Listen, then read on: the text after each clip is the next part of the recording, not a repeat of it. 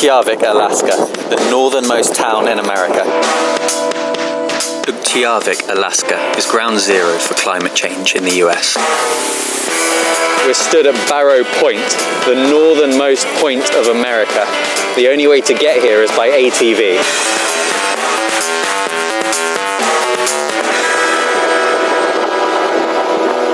It's -5 degrees here in late October, but by now the locals would have expected the Arctic Ocean to have frozen over. What does that mean for the people who live here? The main source of food is bowhead whale, but they are becoming harder to land because the sea ice has thinned so much. Whalers are going for smaller whales so the ice doesn't break as they try to pull them out. This is the place locals call the boneyard. They have to take the carcasses of the whales that they catch during the hunting season out 9 miles away from town. They leave the carcasses here so that the polar bears don't come into town.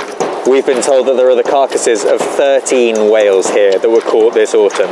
You can see the jawbones of one, which was supposed to be 50 foot long and weighed 50 tons.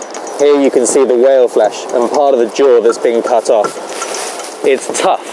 It's really tough to the touch. And out here are the chunks of blubber. This is what the polar bears come to eat. This is where we think that the mother polar bear and her 2 cubs were eating earlier. They left just after sunrise, just before 10 a.m. But the difficulties aren't just at sea. Last year, Utqiagvik endured the wettest summer on record, with twice as much rainfall as usual. The rain thawed the ground several feet deeper than normal, past the active layer of permafrost, which is normally frozen all year round.